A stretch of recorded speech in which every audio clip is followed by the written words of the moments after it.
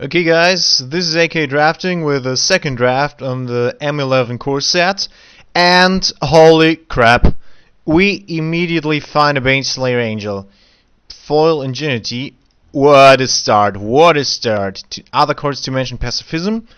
Of course we pick the Baneslayer Angel, nothing to say about that. Wow, this card is awesome. To say anything else, to mention anything else, Sylvan Ranger, Llanowar Elf, Sleep, of course, Jason Ingenuity, Fire Servant, Ember Hauler. So basically, we will have a white drafter after us with a pacifism. Actually, there's no black into except Assassinate, no green, very good green either. But of course, we just take the Baneslayer Angel. This should be obvious. This is a pretty awesome start. Okay, here we have a pick between the Blinding Mage and the Mind Control.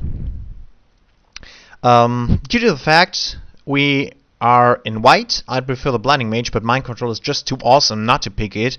So a blue-white deck should be that what we're going for, and Mind Control is just awesome. So we pick Mind Control above the Blinding Mage. What a start! That much can't go wrong anymore. Okay. Very nice cards in here. Preordain is good, but I guess Cloud Crusader is better. Palace Guard, nah. Okay, Llanowar Elves the second, so maybe we have a very fast green deck at our opponents. But we just pick the Cloud Crusader. Nightwing Shade is also very cool, but I don't like to take a black card up to now. So we just take it and we see whether we're able to fetch some additional blue cards. Well, that's a pretty good start up to now, the first three cards here. Okay, not so much blue into. The question now is Warlord's Axe, Terramorphic Expanse, or Celestial Purge.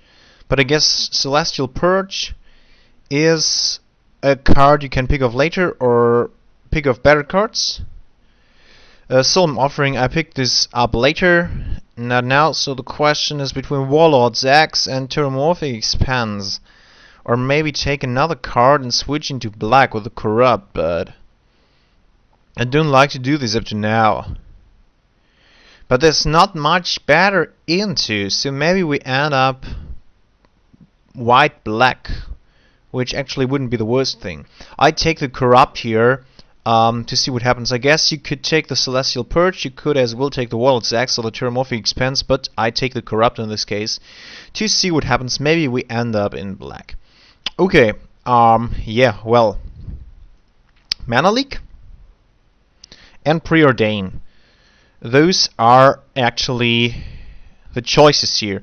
And I will choose Preordain because, as you see, we really have expensive cards up to now. We really need to draw, and I check this Preordain here. Well. For going into black, Reassembling Skeleton could be fine. For white, the Infantry Veteran is pretty cool. This is better than the Eli Vanguard, or Elite Vanguard, thanks to one user who told me how it's pronounced. And yeah, the Unsummoned compares to the Cloud Elemental, but I just take the Cloud Elemental here.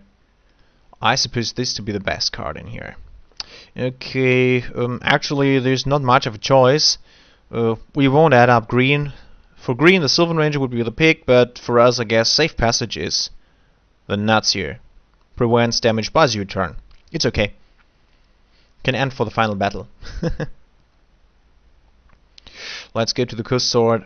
Yeah, well, I love Baneslayer Angel. This is so awesome. If we had a Sword of Vigilance, this would be the nuts compared with the Baneslayer Angel. Baneslayer and Mind Control, what? And pick that out of just one booster. Incredible, incredible. Wow. Maybe we end up with 3 colors, but the Quack Sickness still goes round. If that's no sign that people before us are not playing not so deep into black, I don't know what you should treat as a sign. Diminishing Alluring Sirens, they're okay, but nothing really special. But Quack Sickness and Silent Blood, this is so awesome. And we take Quack Sickness and the Assassinate Tables. Wow. I guess we end up white-black here. I guess we have to switch away from blue or maybe get 3 color, but we have nothing to fix. So I'm really curious what will happen, and here we have nothing to take. Basically, Missionaries, Blood Tithe, you can't play anything with that. The Priced Unicorn is the only playable card here, and I will just hate pick that. Hide it. Hoo. Same thing here. Guess I take the Unholy Strength. Solemn Offering still goes round. That's pretty awesome. Holy Strength, yeah, well. Don't need those cards. Golden Glow Moth, well, just take that. Don't need it. Okay, this is...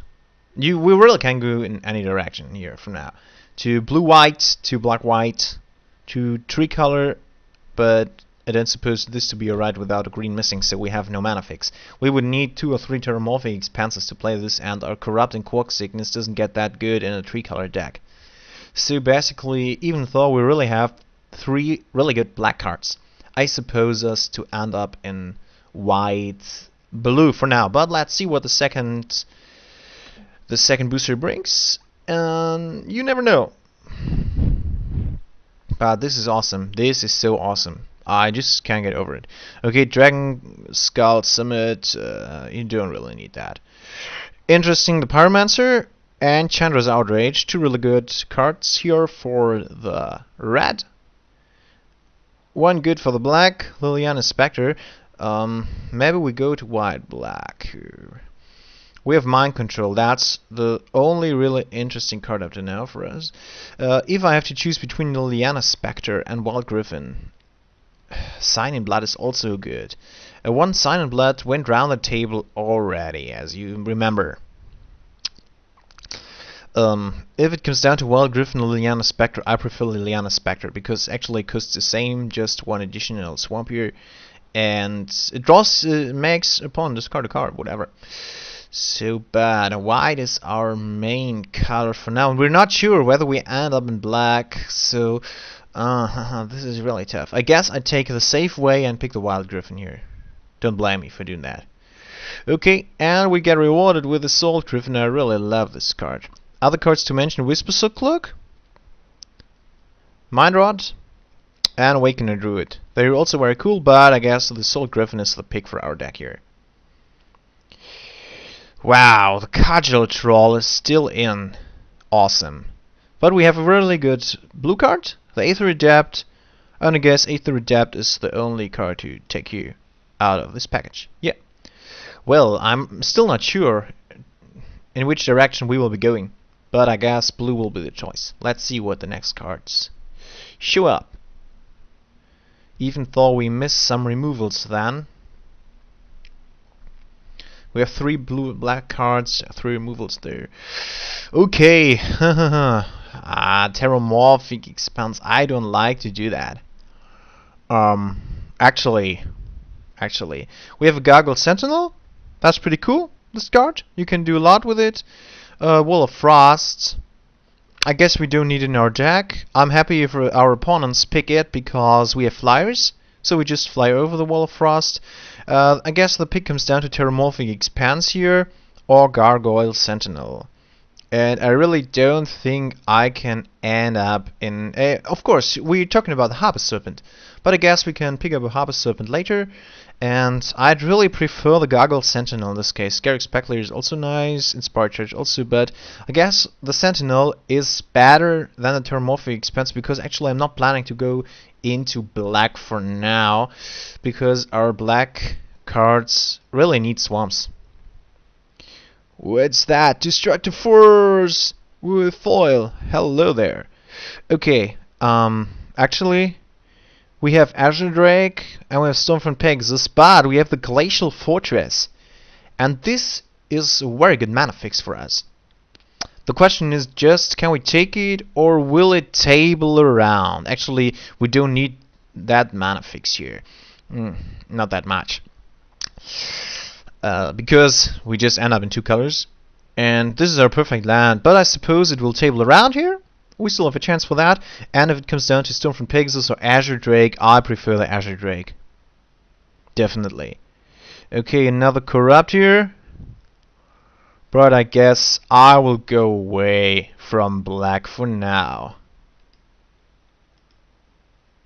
Oh, I didn't want to hide the offering. So, what is to take here for the white-blue deck? Safe Passage, we have one. Do we need a second? Guess not. Solemn Offering, do we have one? Do we need a second? Well, maybe. Maritime Guard is not that good here for blocking. I guess we take the Solemn Offering because if we play such a deck with a lot of removals like, yeah, maybe Pacifism, but we also do have maybe Ice Cages or whatever, we can sideboard 2 Solemn Offerings. I guess that's really okay. Well, Palace Guard is a pick here, should be. It's better than Silvercoat Line, but we just have 3 drops here. Maybe this is a reason for Silvercoat Line that we just have 3 drops, no 2 drops. I guess that's the point which picks out Palace Guard here, that we don't have a 2-drop.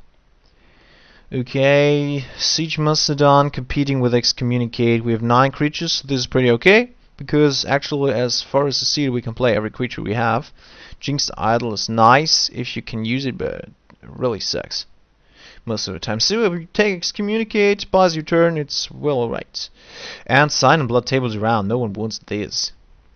Berserkers of Bloodrage, they're also pretty cool. Actually, yes, Safe Passage, we don't need another one. I just take the Sign and Blood. Just hate pick that. Okay, and we're rewarded for taking the Silvercoat Line because here we have another Palace Guard. And another Silvercoat Line, or maybe a Merfolk Spy, 1-drop. The question is Silvercoat Line or Merfolk Spy, and I just take the Merfolk Spy, whatever. I'm not planning to play it, neither am I planning to play the Silvercoat Line, but you never know. Okay, Inspired Charge, this is alright, this card. Hornet Sting, yeah, just hate pick that. Maybe you can use it, guess you can, but actually, yeah, well. Blood-Graced Goblin, no one needs this card, like no one needs a plane. Because we get this from free. Okay, 3rd pack. I'm really curious what is about to happen here. Frost Titan would be cool. Frost Titan would really be cool.